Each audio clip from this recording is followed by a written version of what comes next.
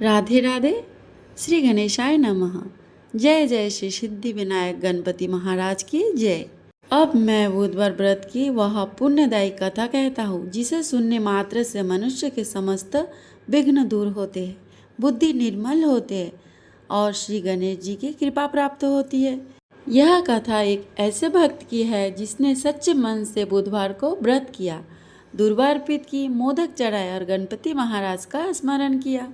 उनकी भक्ति से प्रसन्न होकर स्वयं विघ्नहर्ता गणेश जी ने उसकी लाज रखी, संकट हर लिया और ऐसा चमत्कार किया कि पूरे नगर में गणपति बप्पा मोरया बोल उठा।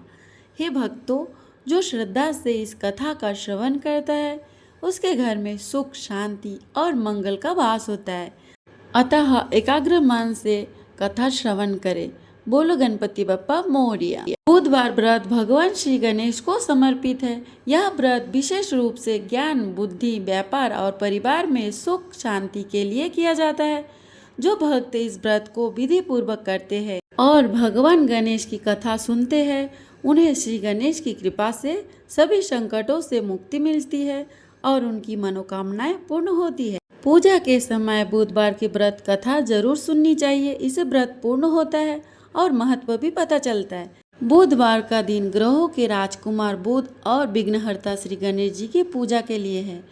बुधवार को लोग व्रत रखते हैं ताकि बुध देव की कृपा होगा, जिससे बिजनेस में सफलता मिलेगी, बुद्धि और तर्क शक्ति में बढ़ोतरी होगी, गणपति बाप्पा की कृपा से कष्ट मिटे और जीवन में शुभता आए। जो लोग बुधवार का व्रत करते हैं उनको पूजा के समय बुधवार व्रत कथा जरूर सुननी चाहिए। इस कथा को सुनने से व्रत पूर्ण होगा और आपको बुधवार व्रत का महत्व भी पता चलेगा। कथा के बिना बुधवार का व्रत अधूरा रहता है और आपको उसका पूरा फल प्राप्त नहीं होगा। जो पूजा पाठ और व्रत कथा का श्रवण करना है उस पर बुधदेव प्रसन्न होते हैं, उसके परिवार में खुशियाँ आती है और सभी प्रकार के कष्ट मिटते हैं। प्राचीन काल में एक साहूकार था जिसकी शादी एक सुंदर और सुशील कन्या से हुई थी। एक बार वह अपनी पत्नी को विदा कराने के लिए अपने ससुराल गया।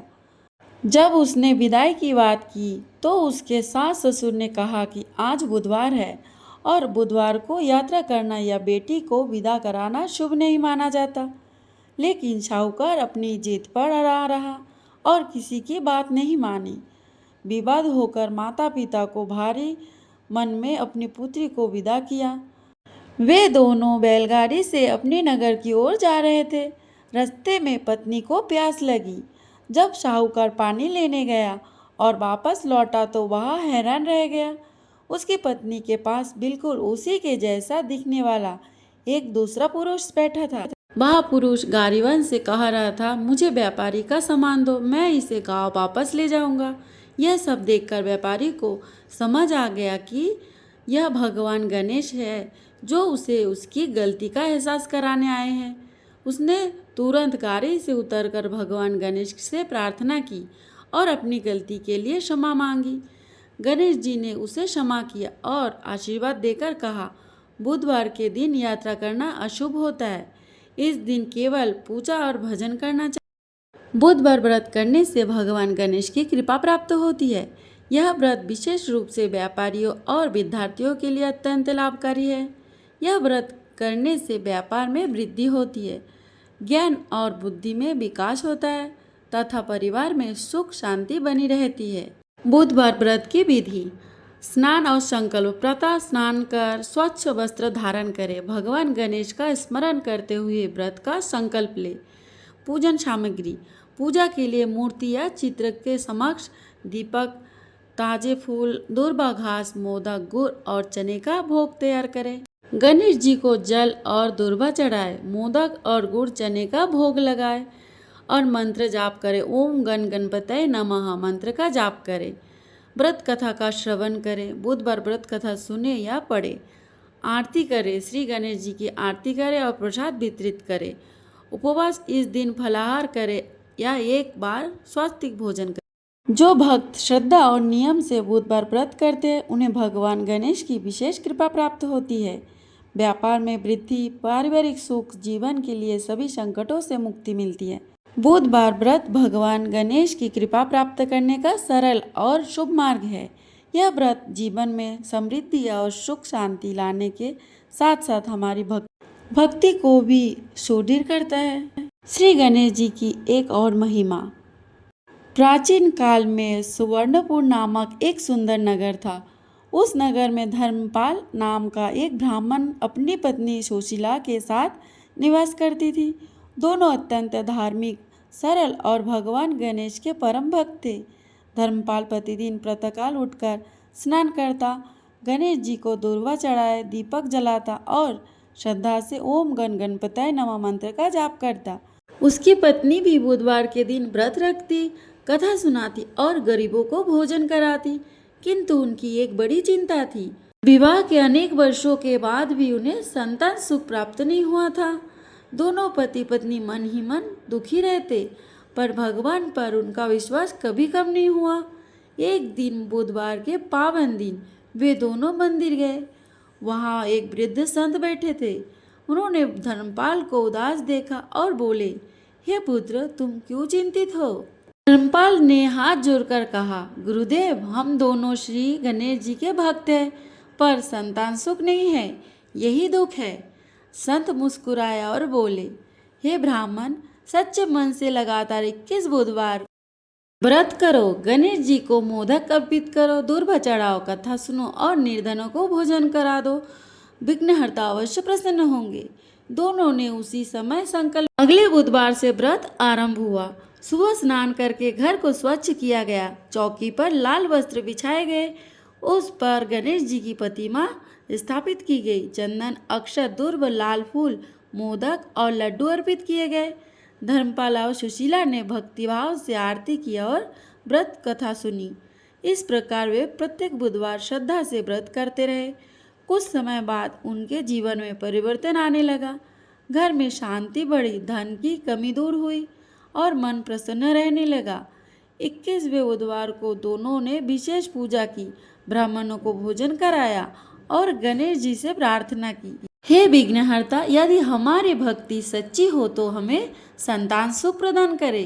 कुछ ही महीने बाद सुशीला गर्भवती हुई। दोनों की प्रसन्नता का ठिकाना न रहा। समय आने पर उनके घर एक सुंदर पुत्र का जन्म हुआ। नगर के लोग कहने लगे, यह सब गणपति बाप्पा की कृपा है।